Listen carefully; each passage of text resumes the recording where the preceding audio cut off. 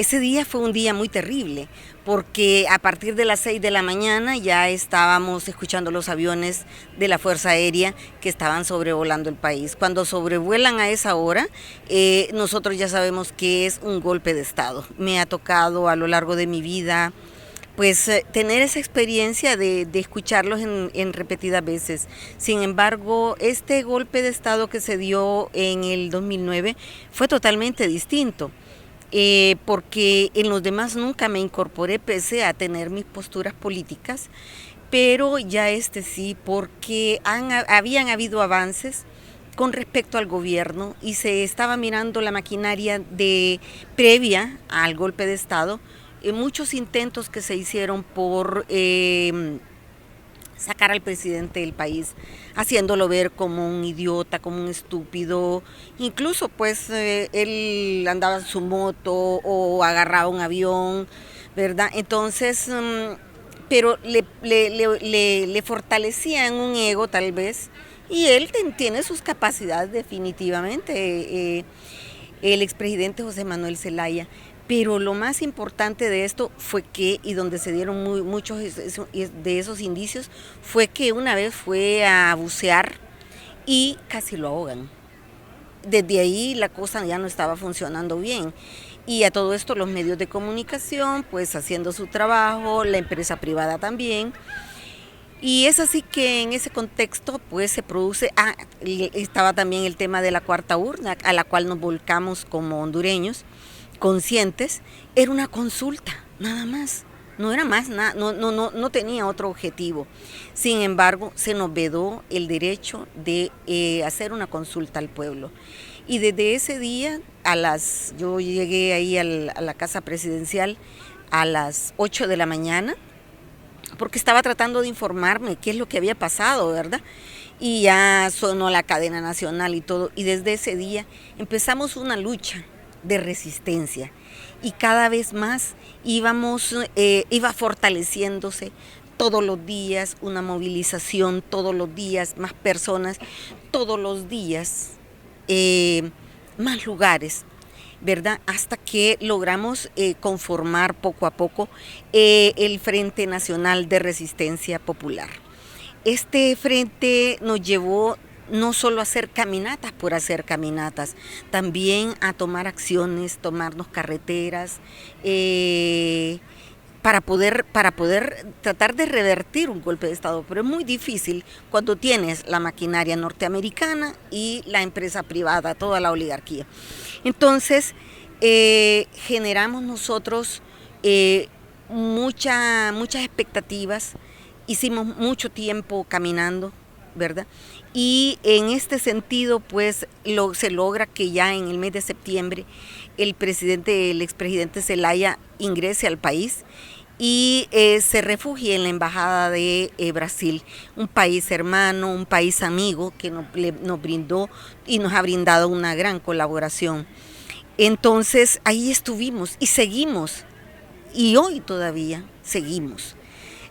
Lastimosamente el contexto de nuestro país en el día de hoy cambia y no habrá movilización debido a duelo nacional, ¿verdad? Por acontecimientos que sucedieron con una masacre. Entonces tenemos que respetar también esta situación. Es por ese motivo sí, que no nos vamos a movilizar. Pero uno de esos mecanismos también de continuar la lucha es estando en este Congreso de Movimientos Latinoamericanos, de movimientos sociales, porque hemos tenido lecciones aprendidas, y una de ellas es que se están repitiendo los golpes de Estado para que los movimientos sociales progresistas, muchos de izquierda, etcétera, etcétera, como le quieran llamar, pero estamos tratando de cambiar el mundo. Si ya no se puede ir por la vía armada, tampoco es que la vía del voto va a ser el más plausible, porque para el voto se necesita dinero, ¿verdad? Y con el dinero se compra, y nosotros no pretendemos eso. O sea, la democracia tiene que fortalecerse y no forzosamente con la compra de conciencia. Así es que estamos apuntando a la búsqueda entre todos los países latinoamericanos, a la búsqueda de soluciones que nos lleven precisamente a fortalecer América Latina, fuera las bases norteamericanas, el dominio inglés, ¿verdad? Porque ya ahora, llámese como se llame, los norteamericanos están buscando sus reservas y nosotros somos la reserva de ellos, la reserva económica, y no podemos permitir que se siga deteriorando nuestro continente. Necesitamos ser nosotros. Nosotros somos y tenemos las venas abiertas, como lo decía Eduardo Galeano. Entonces, vamos hacia ese fortalecimiento. Buscamos una alternativa, una convergencia, y qué mejor momento que hacerlo en este día, precisamente. El expresidente Zelaya había tomado muchas medidas. Imagínate, el salario mínimo, la empresa privada no lo quería aceptar. Entonces hay una disposición en la ley que cuando no hay acuerdo en las mesas de negociaciones es el Ejecutivo quien toma la decisión. Entonces vino el presidente y por decreto le incrementó. ¿Qué hizo la empresa privada? Estaban mirando que sus intereses estaban siendo minados. Es decir, lo que no se dice abiertamente es que estaba llegando el comunismo. Resulta que aquí a este país había venido Hugo Chávez. Estábamos formando parte de la Alianza Bolivariana. Estábamos formando y fortaleciendo alianzas con otros países que estaban caminando rumbo al socialismo, y estábamos planteando un socialismo del siglo XXI. Entonces estaba generando, encima de eso el expresidente viajó a Cuba para entrevistarse con Fidel Castro. Entonces somos un punto estratégico para Estados Unidos y para la oligarquía, no lo digamos. Entonces había que sacarlo del contexto porque se perdía. Este es un bastión. Igual cuando nos pasó en los años 80, que había guerrilla en Nicaragua, guerrilla en El Salvador, guerrilla en Guatemala. Entonces teníamos bases militares y no se podía perder. Entonces había que desaparecer como fuera, y se formaron aquí comandos asesinos para todo lo que sonara a movimiento progresista.